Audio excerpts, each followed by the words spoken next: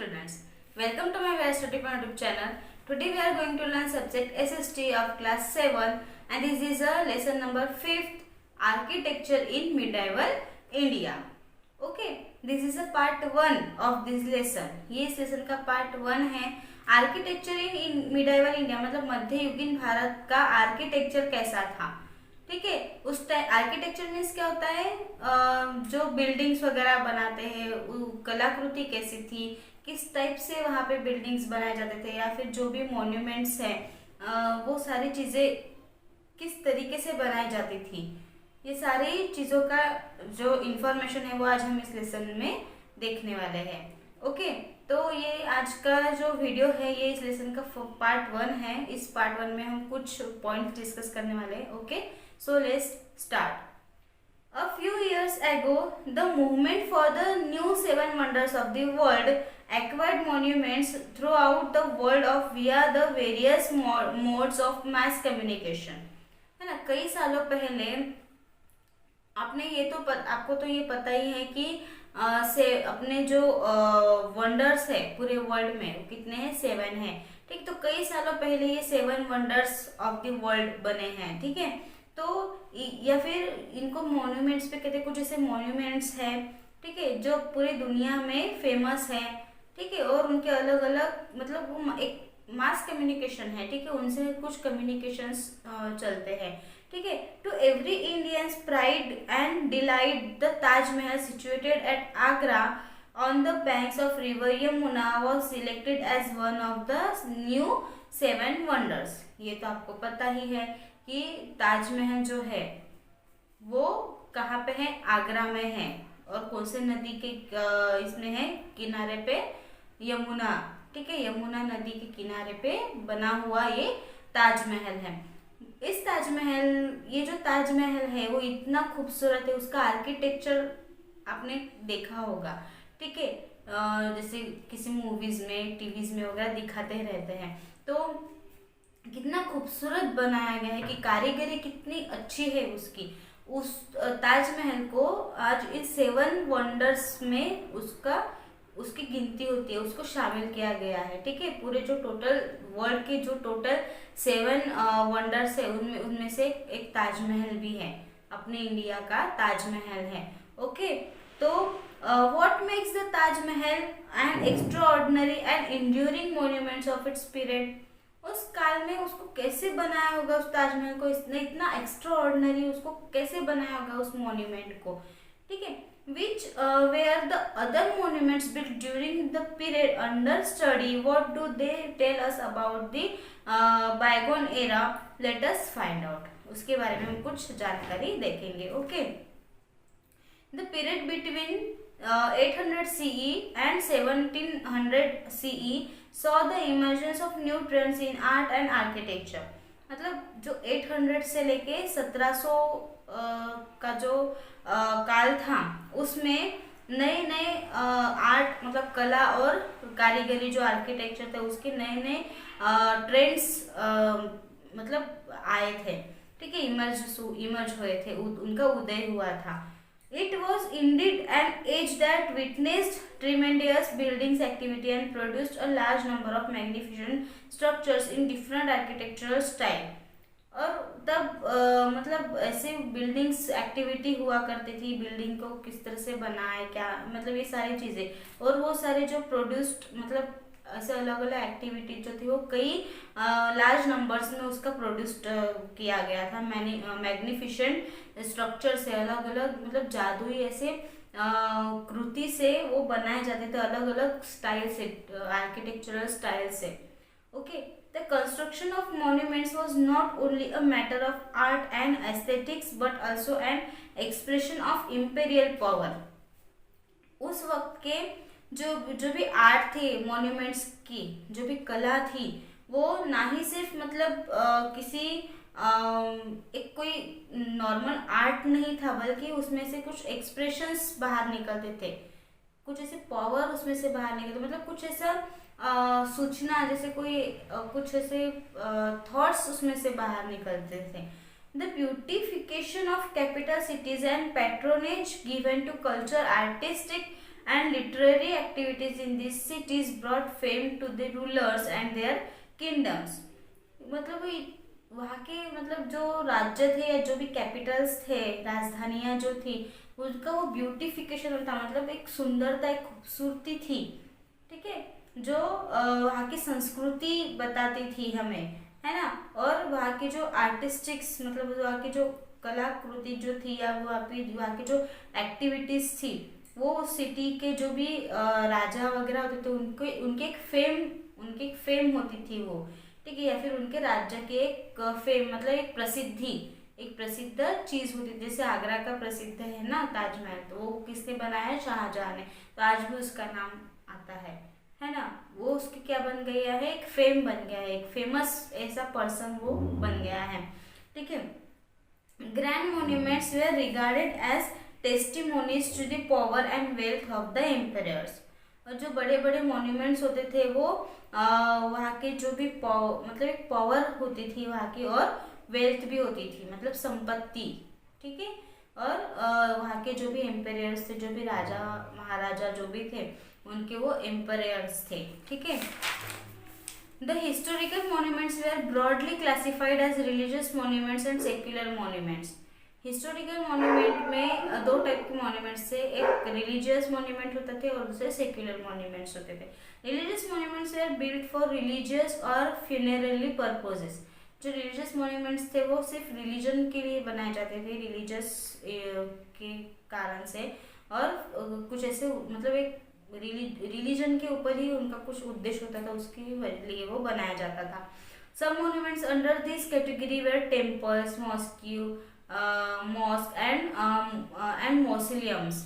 मतलब जैसे मंदिर वगैरह या मस्जिद वगैरह है, तो ये सारी चीज़ें क्या है कि रिलीजियस के लिए है ना। तो ऐसी चीज़ें वो कौन से मॉन्यूमेंट में जाती है? रिलीजियस मॉन्यूमेंट्स में। Secular monuments are built for purposes other than religion. Such monuments included forts, palaces, gardens, gateways and capital cities. मतलब जैसे सेक्युलर मॉन्यूमेंट्स में कौन कौन सी चीज़ें आती है? जैसे मतलब उनका कोई कनेक्शन नहीं होता है रिलीजन से, ठीक है। जैसे कोई किले वगैरह है, किसी राजा महाराजा के किले हैं, या फिर कोई पैलेसेस है, महल वगैरह किसी राजा के, है ना, या फिर गार्डन्स, या फिर गेटवेज, या फिर कोई कैपिटल सिटीज के लिए जो गेटवे वगैरह बनाते हैं, जैसे अपने इंडिया में है ना गेटवे ऑफ इंडिया है कहा, तो वो क्या है? ये सारे क्या है? कौन से मॉन्यूमेंट्स है? सेक्युलर मॉन्यूमेंट्स है। Monuments could also be classified according to their functions. Forts, palaces, garden, residence and tombs were usually private, safe and protected places of rest or residence. जो सेक्युलर मॉन्यूमेंट्स है जैसे forts वगैरह, palaces या फिर कोई gardens, residence, तो ये सारे चीज़ें कैसी थी? प्राइवेट थी और सेफ थी, और प्रोटेक्टेड भी प्लेसेस थे जो जहाँ पे लोग वहाँ पे आके मतलब रेस्ट या कर सकते थे, या फिर रेसिडेंस मतलब वहाँ पे रहते थे, ठीक है। जैसे फोर्ट में वगैरह किलों में राजा महाराजा लोग रहते थे, है ना। गार्डन्स में कई लोग आते हैं, वहाँ पे रेस्ट करते हैं। इन सारी चीज़ों के लिए सेक्युलर मॉन्यूमेंट्स का यूज किया जाता था। In contrast temples, mosques, tanks, wells, gateways and caravan sarais were places meant for public activity. और जो मंदिर, मस्जिद या फिर कोई टैंक्स, कुएं या फिर कोई गेटवेज या फिर सराय, ये सारी चीज़ें पब्लिक एक्टिविटी के लिए थी, मतलब लोगों के लिए। जैसे लोग वहाँ पे देखने के लिए, मंदिरों में सब लोग जाते हैं किस लिए? पूजा करने के लिए, है ना, भगवान के दर्शन लेने के लिए। मस्जिद में वगैरह जाते हैं मुस्लिम लोग, है ना। और उसी के साथ साथ टैंक्स में, वेल्स में, कुओं में पानी भरने के लिए, गेटवे में विजिट देने के लिए, देखने के लिए, है ना। तो ये सारे जो प्लेसेस है या मॉन्यूमेंट्स है ये पब्लिक के लिए है, पब्लिक एक्टिविटी के लिए है। अब है हम देखते हैं temple architecture in medieval India. मतलब मंदिरों की कलाकृति कैसी थी मिडाइवल इंडिया में? Temples were places where images of deities were kept and worship. ये तो पता ही है ना। टेम्पल जो है वो जो जगह है तो उसकी जो इमेज है वो कैसे किस लिए मतलब मंदिर बनाए जाते थे, वर्कशिप के लिए, है ना, पूजा अर्चना करने के लिए, तो उसी तरह का उसका शेप भी होता था। ठीक है, this were constructed in large number of medieval India. मंदिरों का कंस्ट्रक्शन मिडाइवल इंडिया में सबसे ज्यादा था, मंदिरें बहुत ही ज्यादा थी। टेम्पल्स सर्व मल्टीपल पर्पजेस। टेम्पल्स जो थे वो अलग अलग उद्देश्य के लिए बनाए जाते थे। Besides serving as places of worship, temples also served as centres of performing arts, especially dance and music. मंदिर जो है वो किसकी जगह थी, ज्यादातर पूजा करने की, है ना। मंदिरों में ज्यादातर क्या होती है, पूजा होती है भगवान की, और वो परफॉर्मिंग आर्ट्स, वहाँ पे कुछ कला भी परफॉर्म कर किए जाते थे, स्पेशली डांस और म्यूजिक्स के लिए। ठीक है, वहाँ पे डांस भी होता था और म्यूजिक्स भी होते थे। They encouraged the recording and telling of history, were centers for passing knowledge from one generation to another, and were also used at times for the storage of grains and even as a treasury in a kingdom. उस राज्य में वो जो मंदिर जो थे वो मतलब वहाँ पे पूरी हिस्ट्री बताई जाती थी, पूरी हिस्ट्री जो थी वो रिकॉर्ड की जाती थी। मतलब मंदिरों में जो नॉलेज जो था वो एक पीढ़ी से, एक जनरेशन से दूसरी जनरेशन तक वो पहुंचाया जाता था। ठीक है, और मतलब वो वहाँ पे अपने जो जितने भी उनके काल के जो भी हिस्ट्री थी वो स्टोर करके वो रखते थे, और अपने राज्य में जितने भी चेंजेस वगैरह होते थे वो सारे लोगों तक पहुंचाते थे। The temples demonstrated the power, wealth, devotion of the patron king and his concern for the religious welfare of his subject. Temple architecture during this period may be classified into three forms depending on the region where they were built: of Nagara or North Indian style, the Dravid or South Indian style, and the Vesara, which was a hybrid style developed in the Deccan. ये जो temples के कुछ जो architecture जो थे उसके तीन types थे, अलग अलग ऐसे तीन टाइप से बनाए जाते थे। पहला था नगारा, जो नॉर्थ इंडियन स्टाइल थी, मतलब नॉर्थ साइड में वो उस टाइप की स्टाइल से मंदिरें बनाई जाती थी। दूसरा था द्रविड़, जो साउथ इंडियन स्टाइल में बनाया जाता था, और तीसरा था वेसारा, जो डेक्कन टाइप में, ठीक है, जिसको हाइब्रिड स्टाइल कहते हैं, तो वो डेक्कन साइड में वो ज्यादातर बनाए जाते थे टेम्पल्स वहाँ पे।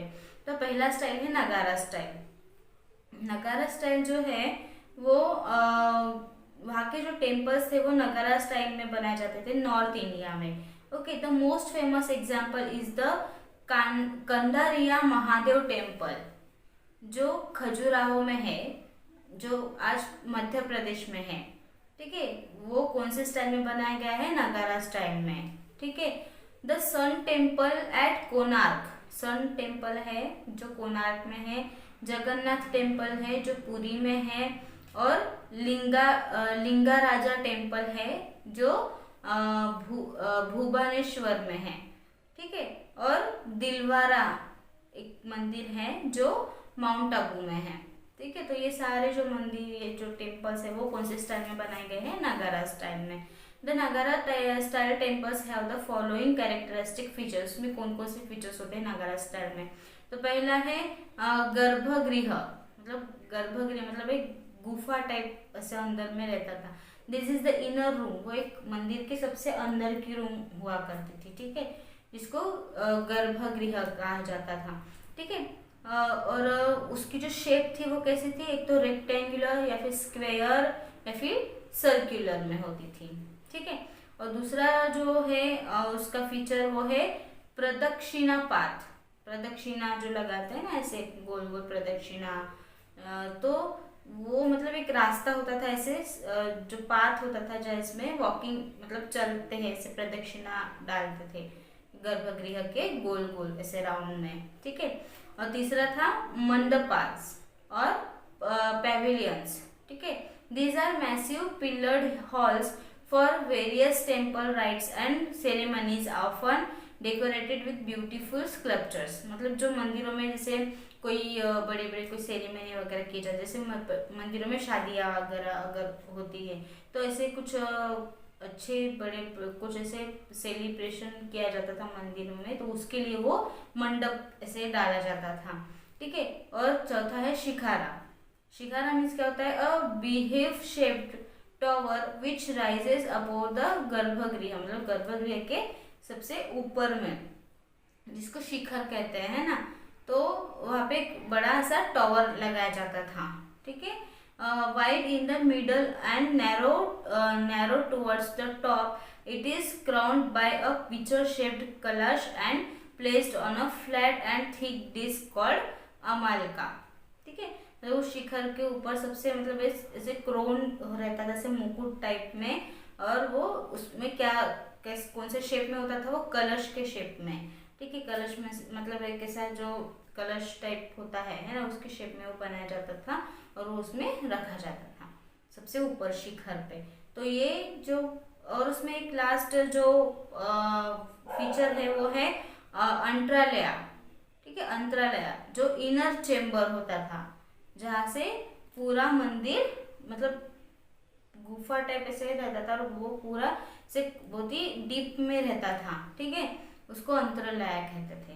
ठीक है। तो ये कुछ ऐसे 5 फीचर्स है जो नगारा स्टाइल के थे। ठीक है। अगर इस स्टाइल में कोई भी मंदिर है तो कौन सा स्टाइल हो गया? नगारा स्टाइल का टेम्पल हो गया। अब नेक्स्ट जो स्टाइल है वो है द्रविड़ स्टाइल। द्रविड़ जो स्टाइल है वो साउथर्न स्टाइल है, जो साउथ में ज्यादातर इस टाइप के मंदिर बनते हैं। ठीक है। Specially those in Tamil Nadu and Karnataka, specially ये तमिलनाडु और कर्नाटका में इस टाइप के मंदिर दिखे जाते हैं। The Brihadeshwara temple at Thanjavur in modern Tamil Nadu is one of the finest example of this type. Brihadeshwara मंदिर है जो तंजावर में है, आज जो तमिलनाडु में है। ठीक है। तो ये सबसे फेमस एग्जाम्पल है इस स्टाइल का मंदिर जो है द्रविड़ स्टाइल का, वो वहाँ पे है। The rock cut temples of Mahabalipuram, Mahabalipuram में भी है एक मंदिर। उसके साथ द कैलाशनाथ टेम्पल है जो कांचीपुरम में है। ठीक है। ये बहुत ही फेमस और बहुत ही एक्सीलेंट ऐसे एग्जाम्पल्स है द्रविड़ स्टाइल के। ठीक है। और अब इसके फीचर्स कौन कौन से हैं? द्रविड़ टेम्पल्स के कुछ ऐसे कैरेक्टर्स है। द गर्भगृह, इसमें भी गर्भगृह है। ठीक है। उसके बाद जो सेकंड है वो है विमानम। ठीक है। विमानम या फिर multi storeyed pyramid shape tower. ठीक है। यहाँ पे भी टॉवर है लेकिन वो कौन से शेप के? पिरामिड शेप के। ठीक है। गर्भगृह के ऊपर। और तीसरा है गोपुरम, गोपुरम या फिर लॉफ्टी पिरामिडल गेटवे, मतलब गेट एंटरिंग एग्जिट्स जो गेट्स हैं वो। ठीक है। और चौथा है मंडप, वहाँ पे भी मंडप होता था। ठीक है। कोई भी मतलब असेंबली हॉल्स टाइप। ठीक है। जहाँ पे कोई शादियाँ करनी है, कोई भी प्रोग्राम वगैरह करना है, मंदिरों में करते हैं ना लोग, तो उसके लिए वो मंडप होता था। ठीक है। तो ये कौन सा स्टाइल है? द्रविड़ स्टाइल। और तीसरा स्टाइल है वेसारा स्टाइल। वेसारा स्टाइल वो हाइब्रिड स्टाइल कहते थे उसको। ठीक है। उसमें भी अलग अलग फीचर्स थे, मेनी फीचर्स ऑफ नगारा एंड द्रविड़ स्टाइल, मतलब नगारा और द्रविड़ के मिक्स्ड होता था उसमें, जो तीसरा था वेसारा स्टाइल। ठीक है। तो ये जो स्टाइल है इसमें चालुक्य टेम्पल है जो डेक्कन रीजन में है, और स्पेशली एट बदामी में है एक मंदिर। उसके साथ ही है Dwarasamudra and Pattadakal, the Hoysala temple जो बेलूर में है, Halebidu and Somnathpur mark the culmination of this type. ठीक है। ये स्टाइल के ये मंदिर हैं। ठीक है। और उसमें होयसाला जो आर्किटेक्चर है वो like star like raised basement platform है। ठीक है। और इसके जो इसमें जो मतलब सुपर स्ट्रक्चर है उसका, जैसे ऐसे बड़े बड़े विमाना मतलब ऐसे खम्भे बड़े बड़े उसमें बनाए जाते हैं। ठीक है। और वो जो टेम्पल है वो डेकोरेट किस चीज से किया जाता था?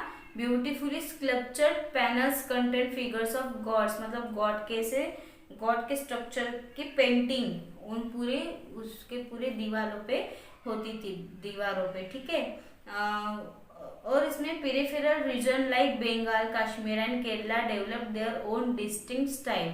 और इसमें जो बंगाल, कश्मीर और केरला जो प्लेसेस थे वहाँ पे सब खुद की स्टाइल से वो वहाँ पे बनाए जाते थे।